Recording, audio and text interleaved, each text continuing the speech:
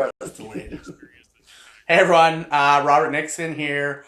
I'm with Nancy Belliveau of Discovery Toastmasters Club 1146, and we're going to ask her a couple questions. I'm a part of that club, so I thought she'd be a good person to interview. Do you want to introduce yourself? So I'm Nancy Belliveau, and I'm the president of Club Toastmaster 1146 Discovery. I'll say that again, Discovery Toastmasters Club 1146. We meet at noon on Tuesdays, and it's a great place to be, isn't it? It is. It's awesome. Yeah. I brought a guest for my first time last week, and then I actually had an appointment with him right after, and he's like, I'm going to join Great. right away. I'm like, you're not going to take advantage of your 3 free ones? Not that it costs a lot, but... Yeah. So I think he's going to join, so that's good. Yeah. So how long have you been with Toastmasters? And your role as the president, but what does your role entail? And what led you to getting involved in it? I've been there over 10 years, and interestingly enough, before that I had a partner who was involved, but it always sounded weird to me. He always got stressed out before he did a speech, so I couldn't quite figure out why he was going. But then I actually was at a bonfire once, and a couple of people I knew said, guess what? Jeff Hislop's coming and doing a workshop at Toastmasters. And I'm like, really? He's an actor. Oh, okay. He's a pretty famous actor from Vancouver, but he was in The Guy with the Mask, the musical, for decades. Oh, okay. So anyways, and he's done a children's show. So I was really excited, and they said, you can't come. You have to be a Toastmaster. And I said, I'm going to go on Tuesday, and I'm going to join. So I think I was one of the only people who's walked through the door and said, I want to join. And that was when you joined? Yeah. Oh, crazy. And it was great. So started with a bang, started with going to Toastmasters and going to these extra meetings where we got extra lessons on how to be a good speaker and how to breathe. Like on top of the regular ones? Yes. Oh, yeah. Cool. We met on Saturdays for workshops. Right. Which is something that I brought up when you weren't there, when Vicky was talking about like training and stuff and the learning aspect. I thought that would be good because for me, it's nice to get away from the computer and go learn somewhere rather than sitting in the computer and doing the coursework stuff. But there's not a lot of that stuff if anyone is interested. Yeah, we've just moved over to computer. It used to be all in a book. Yeah, and we've just gone to computer. I think it's to entice younger people who are plugged into their devices all the time. Yeah, that they can go that way. But some people prefer paper. You can still get a paper book to work off of. It's inevitable if you want to. What is Toastmasters for those who don't know or haven't heard of this group? Toastmasters is a multi-level organization. In this club, we come and once a week and give speeches. That's one thing, is speaking.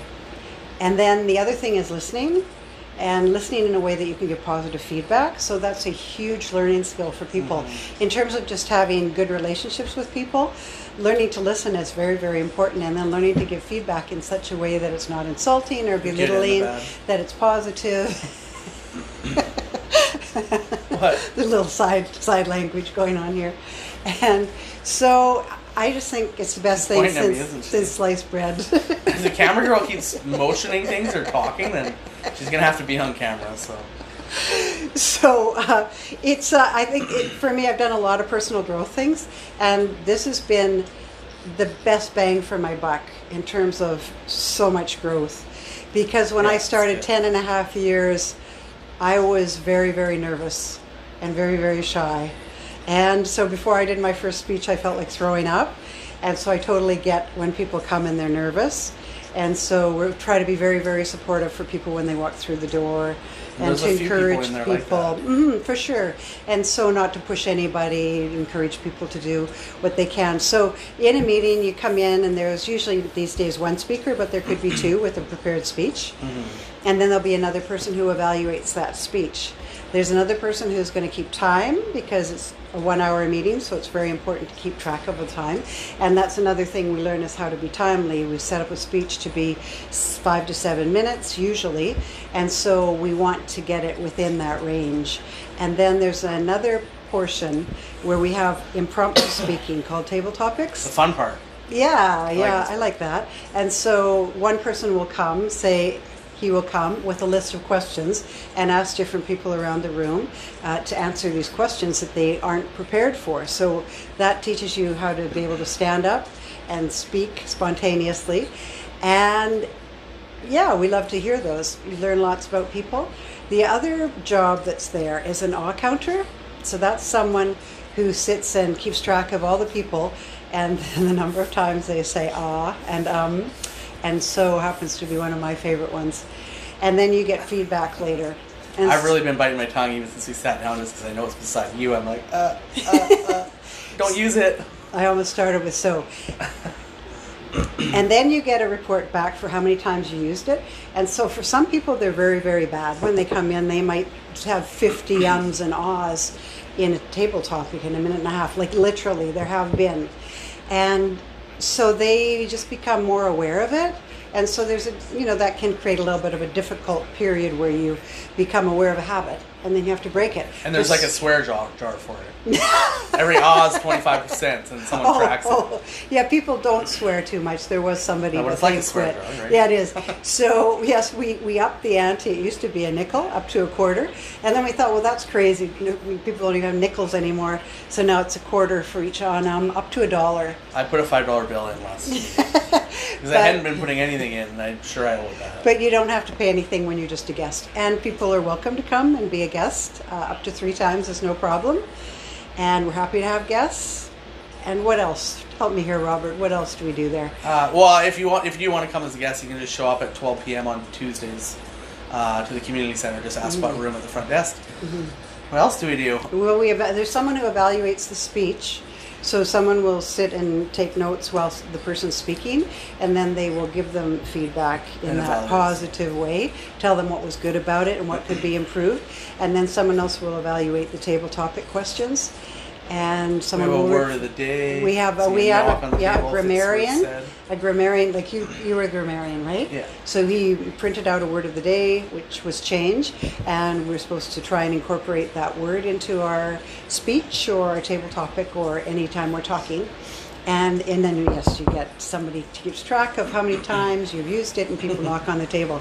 So it's just many different techniques to become more flexible in your speaking and get the synapses working. For me, I had a head injury when I came into Toastmasters, and I could actually feel my synapses starting to fire off. It has been fabulous. What is the synapse exactly? The connections in your brain. So you feel them start to work better because you're using it? Yeah. That makes sense, yeah. So definitely, totally improved my ability to think on my feet, which I had lost from a car accident. Like off the cuff, like when you questioned to stand up and think and speak. So that happens in life sometimes. I was interviewed one time outside of the store about a political situation that was going on, and I was just so happy that I could respond intelligently because it was something that was really important to me. And so we all have issues that are really important to us, and it's a very good thing to be able to feel confident to get up and say what it is you mean and what's important to you. Yeah, for sure. There's people in there from all levels, people that like aren't comfortable speaking at all or have issues around it, like, brain injury is obviously huge. Or there's people like me where Robert can talk, but maybe the structure's not there or something, right? Like, yeah, that's for me more. I'm not nervous talking a little bit when I did my speech, but it was flailed, so it doesn't count. So yeah, even when people like Robert come in and flail their speeches, we're still very kind to them. Yeah, they're supportive. Kind. Well, and Aaron did his icebreaker speech. So your first speech is your icebreaker. He did that on Tuesday. And it was like, what? How? It was phenomenal. Put everyone to shame. It was phenomenal. It had at least 2 of us in tears. Yeah. He worked hard. Like what I've learned in Toastmasters, a lesson for life, is that if you have something you have to do, you can procrastinate and you're going to pay later in stress and embarrassment by not doing a good job. Or you can put the work in and then you can be confident when you do it and make sense and have an impact. So that has been a huge lesson for me, which you'd think you'd learn in elementary school, but some of us are slow, and so I have learned that. Or too many other things to do. Yeah. But yes, you have to there put it is. the time I in. always do it between questions. Does the Toastmasters do community outreach, like charity work or anything? No, we don't. We're a nonprofit, and we keep ourselves pretty busy, the people who are working on the board, to keep the meetings going. Because there's a whole nother aspect of Toastmasters that we haven't mentioned, and that's competitions. So This board won a bunch of them back in the day. Or yeah, this club. we used to have them twice a year. We would have a humorous speech contest in the fall and an inspirational speech contest in the spring. And then there are regional conferences and national conferences and international conferences.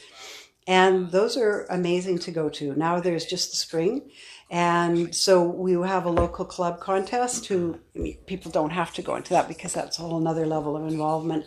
However, it does take a lot of people from the club organizing it. So you're also learning leadership, how to organize things, how to advertise them, all that kind of aspect, as well as the talking and the listening and the giving feedback.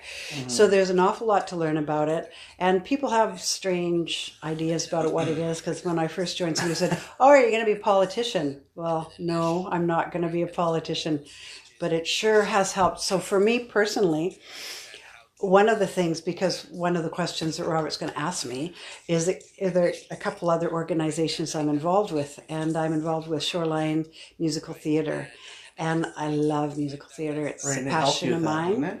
Yes, and so when I came into Toastmasters and I felt like throwing up for my first speech, after several more speeches, and you learn to make eye contact when you're speaking, and that's really important in theater too.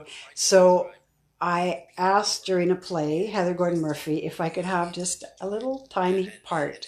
And she gave me a part as a cop, which was really required some acting because I'm not a cop.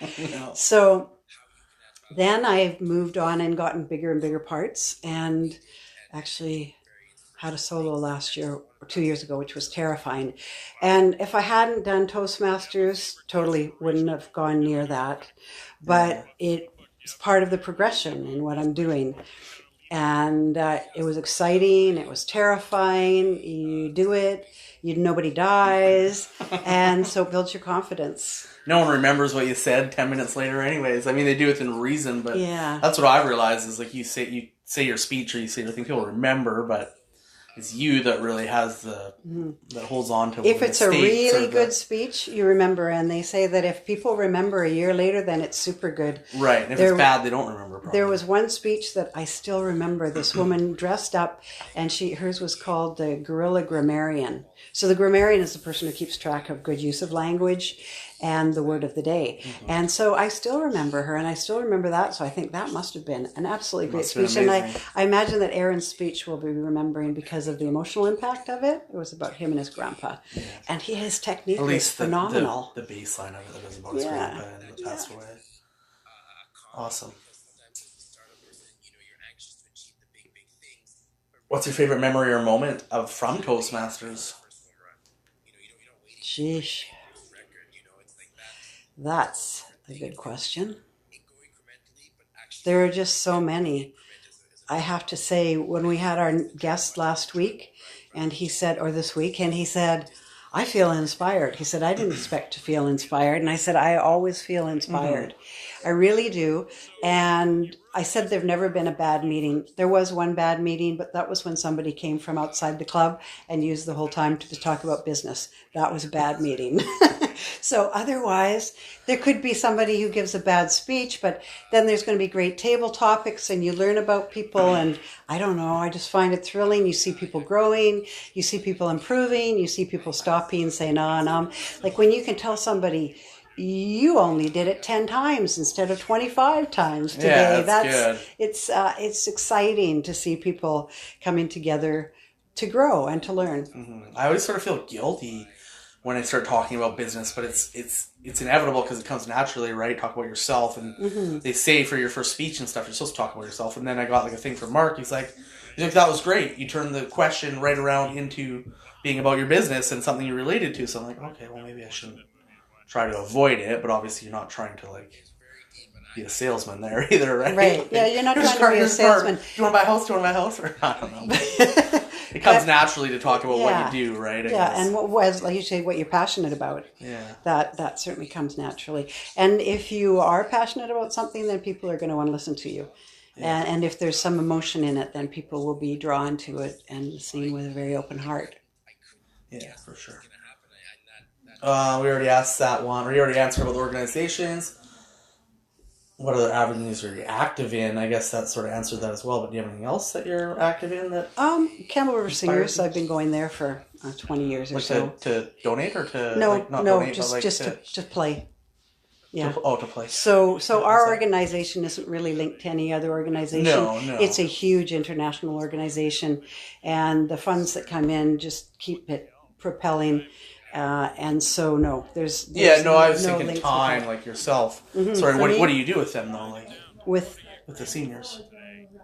With the singers. Oh, what? Singers. Campbell River singers. Singers. Singers. Okay, so you're singing. Yeah, I think it said seniors. That sounds like, are you donating time to help them? Which I have to say, singing is also such great brain work. I want to say this because after the summer off... I'm not going to start singing. It's okay, you don't have to. But people pay money for brain gym and things like that on the internet. Yeah. And we started... The app that triggers your brain. We started 2 weeks ago, and it's such intense brain work to start singing, to read the music. If you can't read the music, you can still go. But you look at if it's going up or down, and you're singing along, and it's just like, whoa, that is a great workout. Yeah. So if people want to keep their brains active, they say a new language. Music is a new language. So learning an instrument or going to choir, it's super good for your brain. Mm-hmm. And I enjoy Toastmasters. Like, I do look forward to it. Mm-hmm. And it's like, it's entertaining, right? And it's not just sitting at a computer or sitting at the gym or, I don't know, it's good. And it's social, right? And unless you want to go get drunk or something, then there's not a lot of social activities in Campbell River. Well, there is, but singing. What are your long-term goals within Toastmasters or other? Well, I have lots to learn still in Toastmasters. I have competed. I've gotten out of competing lately. I wouldn't mind going back in. So you're going to do it next spring? I might. It's timing for me. That's a personal thing because my granddaughter's birthday is the same time as the contest, and she lives in Calgary. And I went there once on her birthday, so she says, "Grandma, you come every year for my birthday." I'm like, oops, I guess I have to go every year for her birthday now. So that's why actually I got out of competing, since it's just once a year. Yeah. But there's just so many levels of learning that are available. And I just love it. I'm actually in this club, and I'm participating in an online international Toastmasters club. Oh, okay. A friend of mine from Salt Spring, who travels around the world and goes down to Texas, started it up a while ago. So while I couldn't move much because I had a broken foot, I went on with them, so that's been great. So is it like a screen share? Like, how does that work? Yeah, screen share. And so there's several people from Texas, there's Latvia, Yugoslavia, Russia. So it's I love it. And that's probably makes your brain work even more because it's a little more diversified. Yeah, there's heavy accents going on there. And how do you evaluate someone when English is a second language? Or a third or something. Yeah, so it's been really interesting. So I just think it's fascinating, and it's such a growth-producing activity. Yeah, and you meet people. You do meet people. And I've met some of my best friends in Toastmasters. They're okay people. Because you're doing things together and you're growing together, you're working to achieve something together. So, like when you say, for social, you go to the bar, or what can you do? And same with when you want to meet people. It's a great place to meet people. I have a hard time, and I'm not good at sitting still either, like doing nothing, right? So it's great. And everyone, it's nice because if you're there to learn too and do stuff, people are supportive of it and willing to help you out. And if you're not, then you're not. But a lot of places I find people ask for help, but they're not willing to put the effort in. Well, definitely paying back in Toastmasters is a big part of it, and helping people out, mentoring people, and don't be intimidated to do it. We did my why. I think I posted on my business page eventually. Yeah. And I always pictured it as this big auditorium with guys with suits and all on a stage, a bunch of high rollers, and it being intimidating. And you walk in and it's not. It's no. Casual people. It did used to be people in suits. When I came, the men did wear suits, and the women wore jackets, and it just evolved. And that was only 2009? Yeah, it wasn't too long ago. It was tended to be an older crowd, and we're really happy to have younger people joining, and it got to be more casual. Yeah, interesting. We do say when you're giving a speech, because presentation is a huge part of it, that especially when you're giving a speech, you should come dressed for the part of giving the speech. So you might come in hip waders because your speech is about fishing. But if you're not, then you want to come dressed reasonably well. Interesting. Okay. I didn't know that. I got lots Well, to learn. you always I got come- lots to learn. Robert always comes well dressed, so he's never gotten feedback to. What if I do a fishing story? I better dress different. If you want. Or if it's a, yeah. Interesting. Anything else that you want to talk more about? I have a few other questions, but they're sort of more interesting ones about you, but not Toastmasters. What else can we talk about Toastmasters? Well, here's the interesting thing. You do several speeches. They've changed, so I'm not 100% up on them all. But in the beginning, you can write speeches about what you want. Like later, there'll be some more pointed things. Like one of mine that I'm going to have to do is about mentors for me. So I've been thinking about that for a long time now. But in the beginning, mentors? Mentors. Who's been a mentor in my life. Yeah. Oh, okay. Like who's taken you to where you are, sort of thing. Yeah. So I've been giving that a lot of thought. But you can write speeches about whatever you want. So I've written speeches about both of my daughters. What else have I written speeches about? Boyfriends. The icebreaker. It's just my fishing life, my other lives that I've had. So things that are interesting, things that you're passionate about.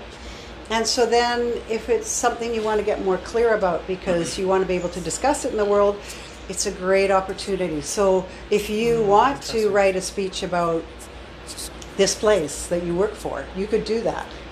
You want to make it interesting to the audience. So the other thing that is identifying your audience and making your presentation interesting to that audience. So when we talked about contests, that adds a whole nother level to it. So there are time limits for everything we do. And if you go into a contest, it has to be within a certain limit of minutes and seconds or you get disqualified. So And you don't have the red light. That's the other thing, the timer she was talking about. Has You the lights. do. Oh, but do you? when you get engrossed in what you're speaking about, it's really hard I'm to keep so bad at track of looking the at time. light. So if you're really interested in what you're talking about, and you're really on, then it's hard to keep noticing the time. So you can look down and say, oh, the red light's on. How long has the red light been on? Because the red light's on for 30 seconds. So did it just go on? In which case I can slowly wrap this up. Or has it been on for 29 seconds and I've got a cutout right now? Yeah. So there are so many different levels of learning to be an effective and efficient speaker. And you don't want to and be a good looking at that listener. light the whole time either, because you're supposed to be Because interactive you're and look at learning the to people. keep eye contact. Make eye contact. So one interesting thing, after being in Toastmasters, often in choir, he'll say, okay, look at that exit light over there above the eyes of all the audience members. That's so people don't get nervous if they're looking at people and maybe they see somebody they know. But after Toastmasters, where you're used to making eye contact, then I go there and I really make eye contact with everybody in the audience. And I was in a play once with my daughter, and we were at Spirit Square doing this play called Run from the Roundhouse, Nellie. It was, what are those called? Somebody ties her to the tracks and somebody else unties her, and it was hilarious. But so I was there talking, and instead of looking out over everyone's heads, I actually looked down. There were a bunch of kids sitting and playing in the front row. So I just made eye contact with the kids in the front row and connected with them, which is such a different, more authentic way of being in the world than looking over top of everybody's heads, so that you don't get put off by making eye contact with somebody and connecting with somebody. Yeah, less personal. Yeah, so we also learn how to shake people's hands and introduce ourselves. Dude, we haven't learned that one yet. Well, I guess sort of, because you have to be formal coming up to and passing the... Every time you come up to the lectern, you shake hands. Off, yeah. So today I just met somebody, so I just said, I'm Nancy, and shook their hand, and that's just become a much more natural thing in my life, and I think that's a great skill to have. Right. I think when I introduce myself, I always shake hands. Maybe that's one good thing about. Do you teach how to give a good handshake? Or is it a handshake? I think we've talked. We talk about it. There's no formal teaching. There could be a speech on it. Do you give a handshake like this, or do you handshake? The guy with the massive hands that crushes them? When I'm Toastmaster, so the other thing I didn't say, so Toastmasters, there's a Toastmaster for each meeting, and they're the person who basically chairs the meeting, calls people up, so that you call the speaker up to talk, you shake their hand and they take over, and then you come back, shake their hand and they go away. So if you're Toastmaster, you get to shake a lot of hands, and I often give feedback. And some people, I love it because people are just so individual in their handshakes. Some people have cold hands, some people have warm hands, some people have sweaty, some people have wimpy handshakes, some people have really firm handshakes. So And you never know. I'll until often you're give holding feedback. hands. Hey, that was a really good handshake. Interesting. Because they're important. And the whole, like, the one part I wanted to talk about is the table topics that she was talking about is, it's kind of interesting because the one part we didn't mention, so there's the word of the day that we talked about. There's also a theme. So, like, fall was the theme. I brought change in as a word because the seasons are changing. So the questions are all based around the theme. And then they ask you a question based on that theme. So it's always an experience you can relate to yourself because everyone's been through fall, right? And if it was something else, usually it's something that it's pretty general, so you can relate to it. And then you can also talk about something totally different if you want, right? Or steal a question. So yes, when you get asked a question, so if I was to say, could you tell me what your favorite part of fall is? And say, Robert hates fall. Then he could maybe say, well, really, I actually hate fall, but I'm going to tell you my favorite part of spring. So you can always change the question if you don't like the question. And sometimes the question just doesn't stimulate you or it doesn't move you. If it's convoluted, you can ask for it to be repeated so that you understand the question before you start going. But Gives your brain some more time to go click, click, click. That's click, right. And so the brain starts to work faster after time doing this. And so everything that we do really fine-tunes your brain, which is so important as you get older, that your brain just really needs to continue to be stimulated that the way it does if you're in university or back in school or taking a course. Yeah, jump starts it for sure. Awesome. So, a couple other questions here about yourself. If you could have dinner with any three people, dead or alive, who would it be and why? Wow. Well, I named one of my daughters after Oriana Fallaci, who lots of people won't have heard of. I was going to say, you got to tell us who that is now. She was an Italian journalist, feminist. She grew up in the war, and she was running people across the border as a child to save them. And so the amount of courage that she had just blew me away. She wrote a book called The Useless Sex, which is an old one. She went around the world interviewing women. And so in Pakistan and India, and it was just absolutely fascinating. And then she married this guy who killed Papadopoulos. Anyway, she slept with a gun under her bed. I mean, she's a revolutionary. These are the people who thrill me. Yeah, crazy. So I'd love to have dinner with her. Isadora Duncan. Is she still alive? No, I don't know. That's a good question. I haven't checked into her lately. Google it. Isadora Duncan, who died when her scarf got wrapped around a wheel. She was a dancer. Oh, no. So that would be fascinating to talk to her. Who else? My granddaughter. I would have dinner with my granddaughter any day of the week. There you go. Well, you can still do that, so you better go do it. Well, she's 6, Maybe on her birthday. Cool. And my daughters. Always like to be with my daughters. Oh, you changed this one a bit. What's your favorite word? Or cuss word? Come on, you gotta keep that in there. Well, most people that know Robert likes to swear a lot, so I figure that's good. But maybe I'm getting better at that with Toastmasters, not swearing so much. In Toastmasters, we definitely discourage swearing. I haven't answered that question yet, but no one's answered the question. Everyone's always too reserved. Yeah. But anyways, favorite word. Because you're on video. So I also have a daughter who became Mormon, so there's no swearing allowed in her family. So I have tried so hard to stop swearing, and Toastmasters has helped too. And so, yes, there was someone that you've interviewed who swore a lot, and I always be like, That I interviewed? Yeah. Was there? Yeah. So Was it Roger? No, shh. Roger, sorry. So I was probably swearing to you. It's just I change depending on my client. I'll totally adapt. Yeah. If I got an older, more reserved client or something, or there's a bunch of kids around, I won't swear. But if I got some freaking working with a guy right now that's like a head of constructions for BC Hydro, and I think his girlfriend was swearing before I was. So well, it depends, I used right? to be, and not grossly. I used to be a commercial fisher for a living, and we used to joke that you can make a whole sentence with one word, which we did. But so I've had to really adapt my ways. So my favorite word, one of my favorite words that came up in Toastmasters was effervescent and ebullient. I like those words. What do those mean? Effervescent, I've heard. Bubbly, I'm so not very bubbly, vocal. and outgoing. Oh, both of them do? Yeah, Bubbly. yeah, different aspects of it. So those are a couple of my favorite words that came up as words of effervescent? effervescent. Well, like, you know, when you dropped Alka-Seltzer into a glass and it was... That's effervescent. And what's the other one? Ebullient. Ebullient. Interesting. Cool.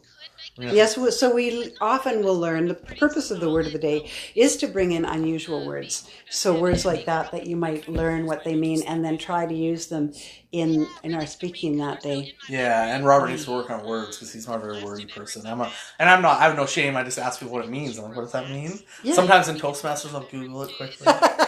It's always asking me like words. What does that mean? I don't know. What does that mean? Or even if I know the word, like sometimes I just don't really know exactly what it means. Like I will in my head, but like what's the actual definition of the word? People will often use the wrong word.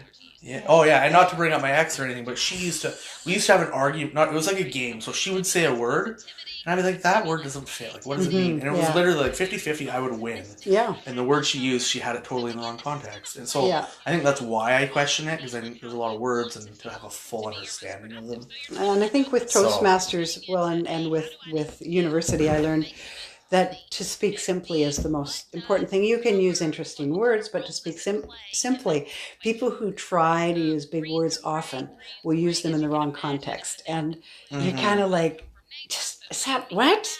And I guess that's where a speech or something gives you the opportunity to figure out and place it properly. When you do a speech and you put the work in the old days when people wore suits, they wrote down every word. I wrote down every word. And then you say it in front of the mirror or in front of somebody else. You time it. I've never been good at practicing things in front of the mirror or... So here's your chance to learn and grow in that area. And it'll pay off. It's like reading a script when you're calling a lead. Hey, this is Robert with Robert Nixon Real Estate. Ugh, throw that paper away. But anyways, anything. But this is about you and your life, or something that you're interested in. So at any rate, so would write it all down, and some people would memorize every word. I don't see people do that anymore. So like really things. No. Aaron was the most prepared. Well, you don't want to memorize every word. Like one person who came and did that said their goal then was to be more conversational and a little bit more spontaneous. But if you've constructed a really good speech so that you've worked on the words to get the meaning across that you want, and some people are extremely poetic, and so they can have a really poetic speech, then you want to have those words. So either you're going to have some notes or you're going to commit it to memory. So there are many, many different ways of doing a speech. I mean, you can be more spontaneous if you can pull it off. But then what we would say is always to have an opening and a closing. At least, and know what they are and three main points in between. And so there are many different ways of doing a speech, from very spontaneous to very well planned, depending on how much time and energy you want to put into it. We'll work on it. Robert will be competing by next year. That's right. In the spring. You heard it here. Robert will be competing in spring of 2020. Don't tell Vicky. She better not watch this. Towards the end, people usually fizz out by the end if they're watching it. What's the funniest thing that's happened to you recently? Are you still there? Have you fizzled out? Yeah, she's still there. She's the only one that keeps us engaged, I think. Actually, I've done a couple lately without her, and it kind of bugs me because I have to you look at yourself too. Because you turn the camera around, and then you can see when people are watching, and it messes with me a little bit. I saw some people from Royal Page were watching, so then when I did a live video, so then it made me like a little more nervous almost. Vanessa doesn't count. She doesn't make me nervous. Is she really? Yeah, hi, Vanessa. Probably. I know Vanessa from a decade ago. What's the funniest thing that's happened to you recently? Oh, I told them to leave this out because my life has not been fun. I broke my foot, and it hasn't been fun. It's been a bit of a hardship. There's got to be something funny. Funny. Sorry. I'll think about it, like middle of the night tonight. I'll think about something. Go comment on the video. I'll call you in the middle of the night. You're missing one too. Is there anything that I should have asked you but didn't, or anything you want to talk about that we... I think we've covered a lot about what Toastmasters is about. Do you feel like you know what Toastmasters is about now? Oh, definitely. It just made me think of when I was younger, and I used to say the word "like" a lot, and my brother literally stood there and counted how many times I said it in a sentence, and it was 15 times I said it. Yeah, and that didn't used to happen at all. That is a trendy thing, that people started saying like. And so as an evaluator, you start pointing out, those are one of the words you want to take out because it'll be a distraction. Yeah. Unless you're hanging out with your friends and they're all, well, like this and like that, and then we went like there. But it's totally extraneous, throwaway word, right? Doesn't mean anything. Like, totally. Like a lot of the swear words. And yeah. So when my brother and sister and I were driving to visit my daughter, who's the Mormon, and they swear a lot. So I said, okay, you guys. The Mormons do? No, my sister and brother. Oh, your sister and brother. Okay, you guys, we have to stop swearing. So I said, okay, listen, every time you swear, it's going to cost you $1. And I'm going to keep track every time you swear. However, anytime you use really interesting words, you get back $1. Sweet. Well, my brother, who was the worst swearer ever, suddenly he was totally witty. So it's like, oh my God, he was funny. He had us all laughing. He was, you little critter, you, and you rascal, and just things that are just so much more interesting than a swear word. Slit from. Yeah, and we were stimulated and we were having fun. So that's the kind of thing. If you beef up your speech, make it more colorful. Oh, be quiet. Great. So there you go. Come to Toastmasters. You'll learn to stop swearing of your own volition because you'll learn to use language better. I'm the type of person, like, I try to be prepared. I used to feel like I used to be way more prepared. So I print off my word of the day I meant to do the night before during the day. But then that morning, I'm like, oh no, I didn't do it. But I'll come in and I'll have the list of the roles and you read them. So I'll read it like before the meeting, go, okay, that's what I got to do. But it's funny because I think the 2 times I've done grammarian, everyone's always like, good job. But I feel like it's the one, and I even said it last time, like, I don't think I know how to do it. But I guess everyone does things their own way, too, right? Yeah, there are many different levels to do every job. Yeah, I don't know. And that's the thing. You come in and everything's new and it's kind of difficult. And then you'll learn how to do it, like how to write table topics, for instance. At first it's kind of a challenge, and so I'd call my daughter who was a teacher and she'd help me, and that was kind of like there's a formula to it, and then it's easy. I can do it on the fly. I can stand up at the very last minute and ask table topic questions. So you learn, it's a skill set you learn. The more you do it, the more you learn it. Yeah, I did that one once, but I wasn't supposed to be, so I had to give me those card things. I think I made some up too, so it's not too bad. Yeah. Awesome. Oh, there it is. Is there anything else, or sorry, I was reading the question again. Do you have anyone you would suggest of us interview? So I sort of told her at the beginning, but I'm going to be trying to do more interviews and post them on my new website, so we're trying to do a lot more. We're doing every 2 weeks. Do you recommend anyone? Catherine gave us like 20 people. Wow, well, Catherine. So she was good. She's like, if you ever need anyone else, let me know. Yeah. But not that, but just anyone. Catherine one knows person everybody. Who you think would be interesting. Well, you could interview Heather Gordon-Murphy. Heather Gordon-Murphy? You could, yeah, What's she? from Shoreline Musical Theatre. She does so many things. That'd be interesting. And Where is that? She works out of Raincoast Okay. Dance Theatre, just down the street. Catherine suggested her too. Oh. And John Montgomery, who's 2 people. done the choir for 20 years. We did John Montgomery, who's in the choir. Yeah, he's we did our Preston conductor. Jewelers, and we had like 3 people recommend her. Ah. Okay, we'll check them out. See if they're into it. Some people aren't into it. Some people are. Yeah, for sure. Cool, awesome. And if anyone's watching and wants to do it, let us know. And thanks a lot. Have a good one. Thanks, Nancy. Thank you.